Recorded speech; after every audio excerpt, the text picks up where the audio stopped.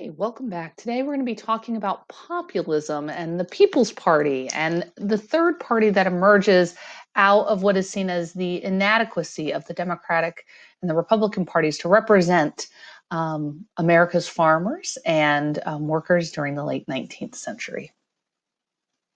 So, a little SFI to kind of help us through our presentation today. Um, Deflation and inflation. I find that most students know what inflation is, which is a rise of prices over time. Essentially, your money today can buy less a year from now. But the phenomenon economically going on in the late 19th century was one of deflation, in which your dollar could actually buy a lot more goods year after year. This was great for consumers.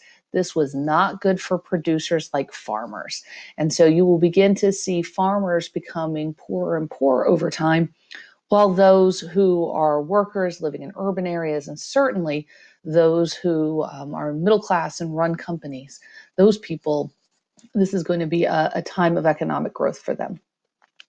A cooperative is a business structure in which you have multiple groups come together and their resources are pooled for the benefit of everyone. Often, what that means, especially in terms of farming, is that at the end of this growing season, when the harvest is sold, the money is divided evenly or divided based on the number of shares one holds in the cooperative. It was a way for farmers in the late 19th century to essentially have strength in numbers. A grain silo is used for storage. These are an expensive proposition to build, whether it's now or then, and it's needed for storage. So, for a poor farmer trying to eke out an existence on 160 acres in Kansas, probably didn't have a grain silo and would require being able to work cooperatively with several other farmers, perhaps for the use of a grain silo. But if you couldn't store your grain for a very long time, it meant that you were mercy to the market. You had to sell as quickly as possible, regardless of the current price. Pooling is something we've spoken a little bit earlier about in a previous lesson, which is this idea that as a business, and this was seen amongst the railroads of the mid 19th century, that you would have multiple groups that would choose not to compete with each other on price. Essentially, it was almost like an oligopoly. They would keep their prices artificially high and non-competitive, and so that the consumer was always paying more for the service. The Wabash v. Illinois case in 1886 will put an end to pooling, and the Interstate Commerce Commission that was created as a result will continue to this day to do investigations and try to do regulation within multiple industries about this phenomenon of pooling for price. And then the last one is evangelical. And that's a word we'll return to again in future lessons. And we've spoken briefly about when we were talking about the first and second great awakenings. But to be evangelical means to bring the good news, to literally attempt to perhaps convert or persuade people to join your religious group or whatever belief system you might have. Evangelical Christianity will begin to see yet another great awakening starting about 1890. And some of even the political figures of the day were evangelical and used that language as a part of bringing together groups of people. So our image here, I feed you all. If you notice that our farmer, rather dashing figure in his red shirt with his horses and his steel plow, this is true. He does provide the food that makes it possible for this man to fight for all, and this person to preach for all, this lawyer to plead for all, this elected official, I rue for all, I carry for all, the railroad owner. You can see that I buy and sell for all. So the haberdasher, the person who runs the corner store, if you will. The doctor, I physic for all, and so on and so forth. But our artist here was attempting to demonstrate that all of these other professions could only be possible if we had this person. At a time when the farmer was perhaps losing respect, certainly rural Americans were seeing that they were taken less seriously than they were in an older time. Our particular piece of artwork here, created by something called the Farmers Alliance, is an attempt to demonstrate the respect that they have for the farmer. And they think that the American public should too. So we're back to economics. We need to talk a little bit about money. It's important to understand that the United States functioned on a gold standard from 1873 to 1933. And what that means is US Treasury notes, so US dollars, were backed by gold, and it limited the money supply. This is also a period of time, however, when there were multiple silver strikes going all over the United States. Actually, the largest known to man at that time happened just in 1876, the Comstock lode out in Nevada. So there were people who said, well, there are other countries that are able to extend their money supply because they use what's called bimetallism, both silver and gold. And by 1873, the US government had created what they felt was the appropriate ratio, which was 1 ounce of silver equaled 1/16 of an ounce of gold. And that gold was represented by ounce with a $20 note. The only problem with this was, though, is that there were people who, if there is a limited amount of actual cash in the money supply, and you have these monopolists who are controlling entire industries, you had people who literally were able to accumulate much greater wealth than other people. And ultimately, with things like more efficient transportation and improved mass production, the prices for things like food, transportation, energy were actually decreasing in this time. But real wages for people working in factories, as we saw with de-skilling, and certainly commodity prices for farmers were dropping. And this is going to create some political problems down the road.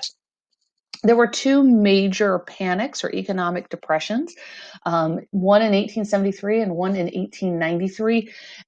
All of them created really through speculation, people speculating in land out west, railroad stocks, people attempting to make money on the gold market. And the government really didn't consider the fact that whenever it encourages a certain kind of behavior, or it encourages people to, create some kind of investment, that you will end up having a market that's out of whack. And somewhere you'll find the inflation. In 1879, Congress will pass something called the Resumption Act, which will limit the circulation of greenbacks. And probably what's most significant about the Resumption Act and what will become the Silver Purchase Act of 1890 is that we are now in a phase where Congress is ultimately controlling the economy. They are setting up economic policy. And economic policy by a committee perhaps is not the best way to go. Ultimately, most politicians at best are voting for what their constituents need, but not necessarily what is best for the economy overall. And then you certainly had the phenomenon of people, which you still do today, I'm sure, which is politicians who are beholden to a particular industry or a set of ideas that might, again, not necessarily serve the interests of all. And what this will create is a phenomenon of two different factions, especially within the Democratic Party. The Democratic Party will have people who believe the gold standard is perhaps the best economic policy, and that Congress in its actions will be the best branch of government to make these decisions. They'll be called the gold bugs, and you can actually see a little gold bug here. It was a lapel pin indicating that you would be voting for William McKinley and Gareth Hobart in 1896. And then there were the Silverites, and those were people who said, look, there's so much silver in the United States, and there are plenty of people who have access to silver through mining out in the West. It was often used as common currency. They said, let's have bimetallism. And that money question will ultimately lead to the origins of populism. So the Granger Movement was created by the Department of Agriculture. It was a man named Oliver Kelly. And he saw that for people who went out west with the Homestead Act, or just individuals on their own, looking to buy land and start farms after the Civil War, that many of them were isolated. They needed to meet together to work cooperatively. And those that did tended to make it through their 5 years and develop a productive farm through the Homestead Act. Those who had little to no interaction with other farmers seemed to be doomed to fail. And so he comes up with this idea that there would be Granger meetings. You were living out on the Grange, and that you would come and meet maybe once a month at a local town or quarterly. And you could talk about the issues of the day, maybe find someone who had equipment similar to what you needed but could not afford, and you might be able to rent or just simply trade. There was a lot of bartering that went on. But he felt that these relationships were ultimately what was going to be necessary to make this Homestead Act work. We're also going to see that the Supreme Court is going to intervene twice in the 1870s and 1880s, making it clear that the railroads are not all powerful, and practices like pooling and not posting rates, preferential treatment to bigger consumers of their services, we're not going to win out over the individual consumer. Um, and then ultimately, by the 1880s, you'll begin to see something called the Farmers Alliance. And many of these people had begun farming back in the 1870s, had been part of this Granger movement. And the Farmers Alliance really became political, whereas the Granger movement was more about attempting to create success for your own farm and help your fellow farmer. The Farmers Alliance became this idea that if you had already built this, economic relationship amongst a few farmers, or you were looking to continue to do that, that you also had similar political ideas. There were also a great number of women in the West who were pretty equal in terms of managing the day-to-day farm work with their husbands. And in some cases, you had women who go out west with their whole families and might end up being widowed and left with the full responsibility of maintaining a farm, or having a family where the oldest children were daughters. And so they were taking on the responsibility. So female suffrage became the conversation of the day in the 1880s and 1890s in the West first, and then will become one that we'll see greater political agitation for in the East at the turn of the 20th century. But the Farmers Alliance would meet annually. And in Omaha, Nebraska in 1892, they created something called the Omaha Platform. And this ultimately becomes the Populist Party, or the People's Party, a third party's platform, because it's going to create a list of things that farmers say need to happen in order for them to be successful, and that these are changes that Congress and perhaps even the Constitution will have to go under.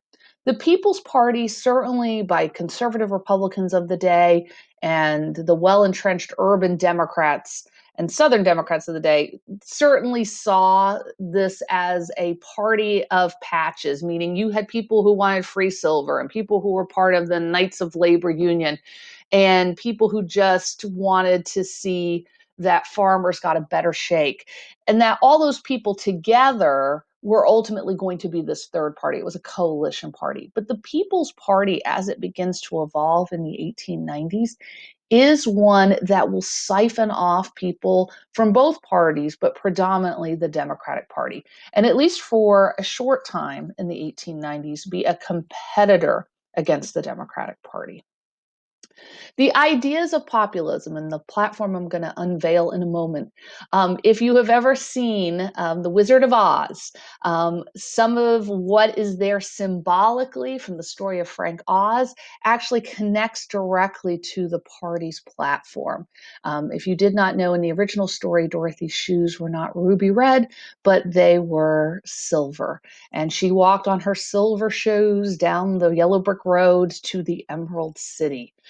The little people, the munchkins, tell her the way, but she becomes their rescuer when she kills the Wicked Witch of the East. And you can begin to see that for farmers, for people who may have been caught up and felt powerless in the economic situation of the late 1880s, early 1890s, that their value system is going to be one that will later find its way even into the fiction of the day. So the Populist Party believed that they were the people. And as the people, they could collectively come together to try to contend with the power of the elites, particularly the monopolists and those who were entrenched in political power at the state and national level. And especially in areas where it seemed that the Republican Party or just the wealthiest people had control and the common man, the working man, did not. It's going to really tie together the West and the South, those agrarian portions of the country, and then anywhere where you saw, people who were part of unions and were struggling in urban areas to feel represented. That will be kind of the group of people who will be part of this People's Party. They want bimetallic base currency, so gold and silver. And all this really comes to a head in 1893 with the panic. And their hope was that they can give aid to farmers through the national government and that they would end tariffs. Because just like the earlier conversation that we had in the antebellum period, tariffs certainly help producers of manufacturers, but they do not in any way help farmers. So the Populist Party platform had 6 components. The first one is what they called free silver, as though silver was locked up, didn't have its freedom, and you were going to let it loose into the economy. They believed in what they called subtreasuries, or what we would call subsidies today, especially for farmers. They want direct election of senators, which they will get when the 17th Amendment is ratified in 1913. Part of what made direct election of senators a popular idea was because when we had our bicameral legislature created for our national government with the Constitution of 1787, the Senate was the House of the states. And the state legislatures, they chose who they were going to send to Congress. And often, especially after the Civil War, those people became really representatives of whatever was the major business in your state. So if it was railroads, you had 2 senators that were generous to the railroads. If it was steel or oil, that's who your senators were looking out for. So they were looking out for essentially whoever was the monopolist or the monopolistic power within the state and not the people themselves. They also believed in graduated income tax, which we have today with the 16th Amendment. And although the US government had experimented during the Civil War for a little bit with income tax, by the 1870s that was found to be unconstitutional. That the Supreme Court said you've got to alter the Constitution because there's nothing in Article 1 that says Congress can tax individual incomes. It can only tax states and tax certain kinds of products. So graduated income tax is one of their rallying cries because they look at this issue of deflation and the fact that the Rockefellers and the Carnegies and other people like them had amassed so much cash, and the common man couldn't really be a part of that. Lower to no tariffs, and tariffs by the 1890s are somewhere in the ballpark of about 46% of the price of an imported good, pretty significant, and that therefore helps protect American manufacturing.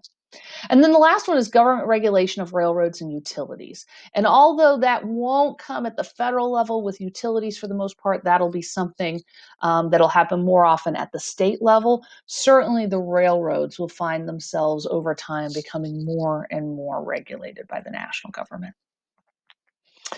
The People's Party is going to pick up steam. They have a platform as of the early 1890s. With the Panic of 1893, about 25% of the working population found their wages cut or found themselves out of work by 1894.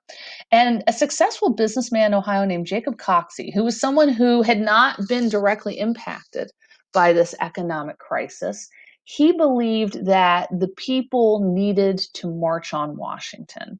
And he organized what would become essentially a movement of people, many of whom were homeless. And he was going to bring them across the country. He was invited journalists to come and take pictures and interview people. And they marched from Ohio to Washington, D.C. And by simply announcing that he was going to do this, there were people who came from all over the West to get to Ohio to then march along with Coxey. Um, they wanted some kind of jobs program, some kind of employment. And they ultimately do two things. One that works for future advocates of change, which is this idea that sometimes the people have to literally go to the national seat of government to make their concerns known. But the other part of it was that he ends up showing that the people, if brought together and utilized in this way, that that's something that certainly elected officials don't necessarily want to deal with, which is the angry mob. And in order to make those people go away, he finds himself being arrested in Washington, D.C., for being on the grass where he is not allowed to be, that they had these sections of grass all around the Capitol that were not meant for any kind of pedestrian traffic.